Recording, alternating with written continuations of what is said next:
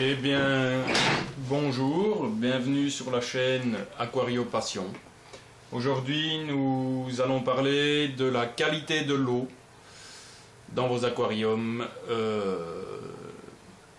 et du bien-être que procure la qualité d'eau, du bien-être des poissons. Donc, il faut savoir que selon certaines variétés de poissons, il faut un certain type de qualité d'eau. Il y a des poissons qui vont vous demander une eau douce mais plus acide. Il y a des poissons qui vont vous demander une eau douce, vraiment douce. Il y a des poissons qui vont vous demander une eau très dure. Et ainsi de suite. Donc ici, pour du poisson entre guillemets débutant, on va plutôt essayer d'avoir une eau douce, légèrement acide. Sachant que le guppy, le néon et ainsi de suite sont des poissons de biotope amazonien. Donc qui dit biotope amazonien dit une eau légèrement acide. Donc pourquoi essayer d'avoir la même qualité d'eau dans son bac que dans le milieu naturel des poissons? Eh bien tout d'abord, pour ne pas que les poissons attrapent des maladies dues à une mauvaise qualité d'eau, soient stressés parce qu'ils ne sont plus dans leur semblant de biotope, parce que c'est pratiquement impossible de recréer identiquement le même biotope qu'au milieu naturel. Donc,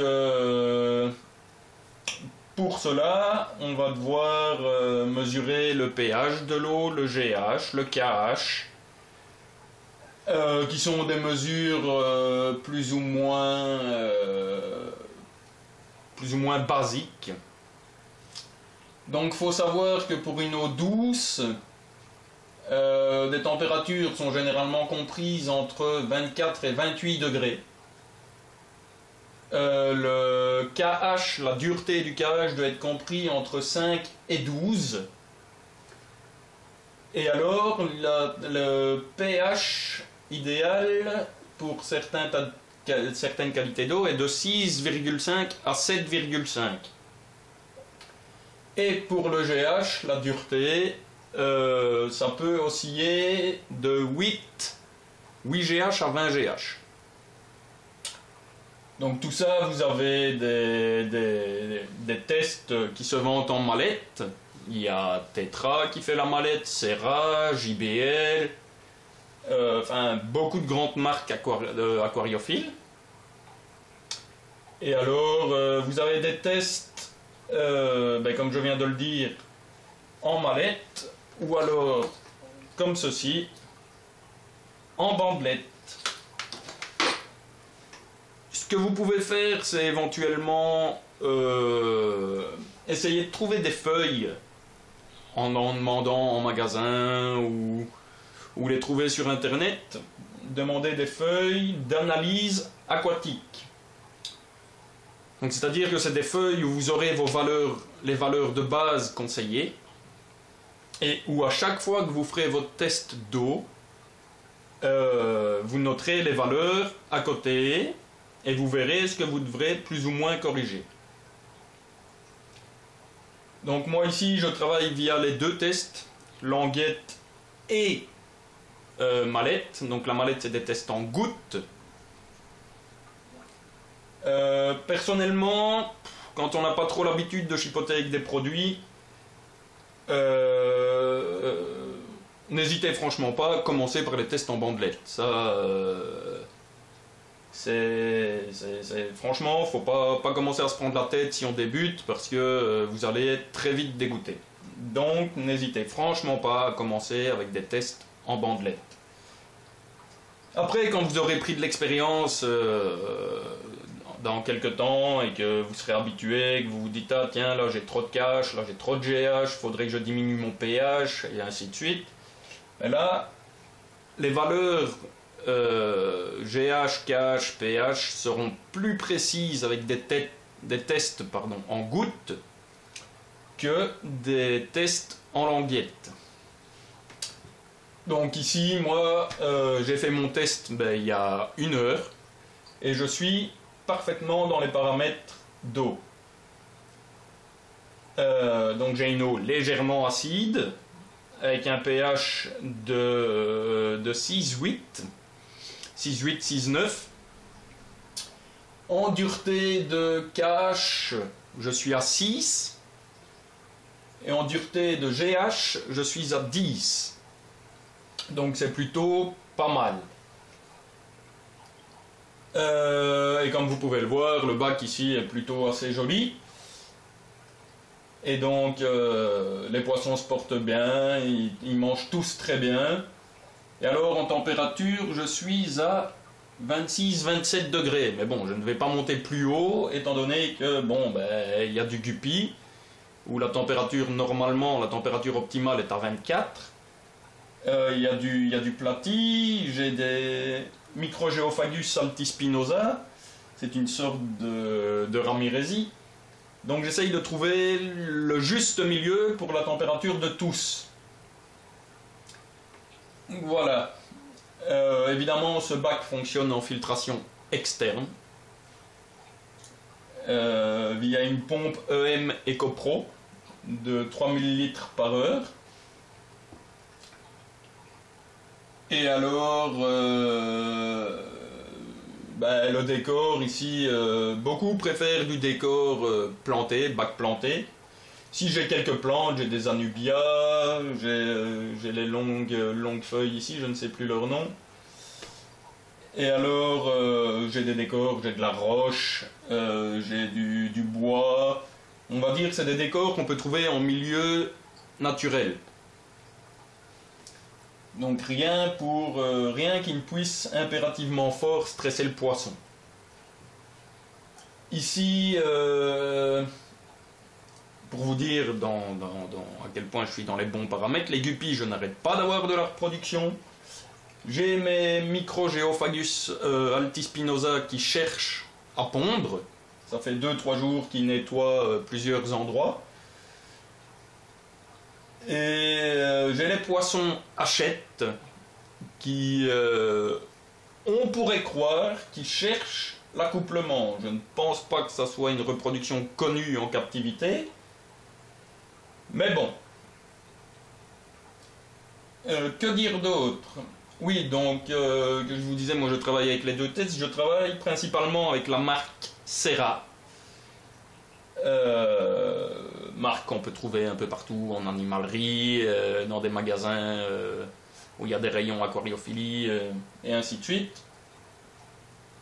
Et alors je travaille aussi avec JBL. Donc c'est deux plus ou moins grosses marques dans le milieu de l'aquariophilie.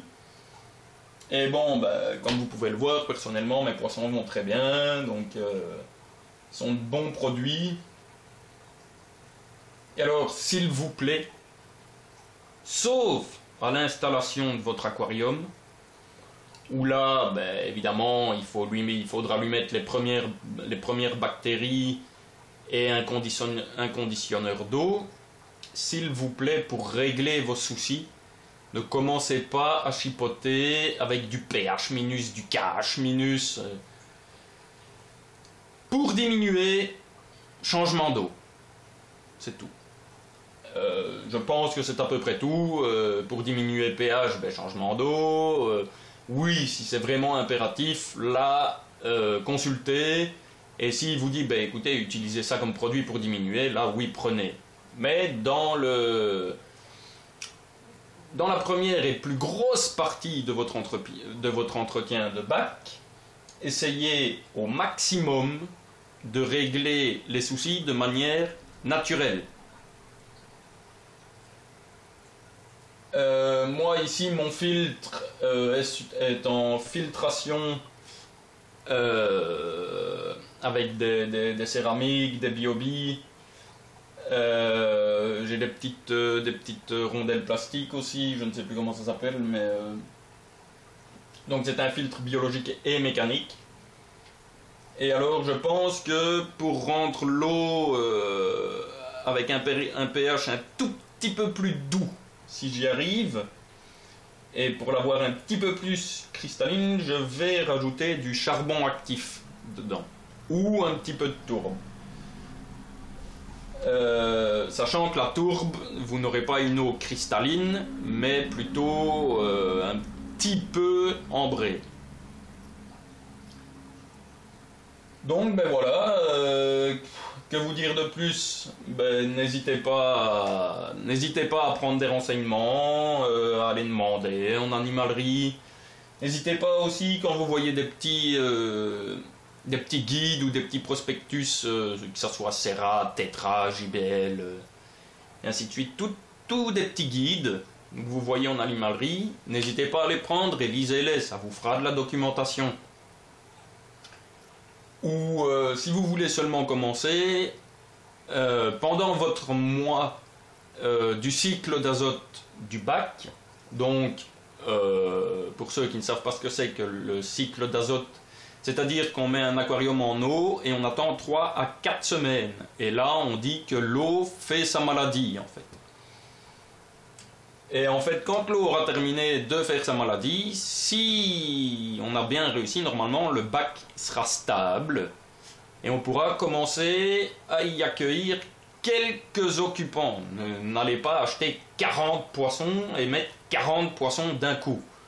Surtout pas. Allez en acheter 3, 4, mettez-les dans le bac, observez un peu le comportement. Puis, je sais pas moi, une semaine, 15 jours après, ben, si vous trouvez que ça fait un peu vide, allez en rechercher de nouveau 3, 4.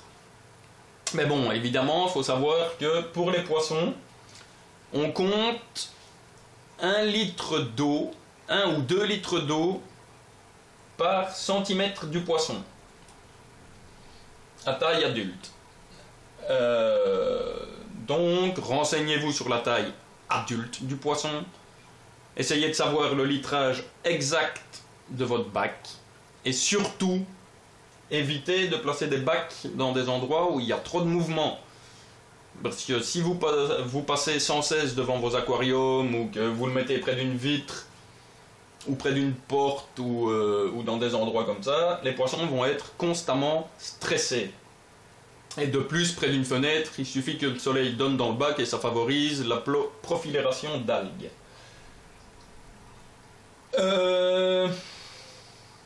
Ben voilà, je pense avoir un petit peu dit ce que je voulais pour cette vidéo.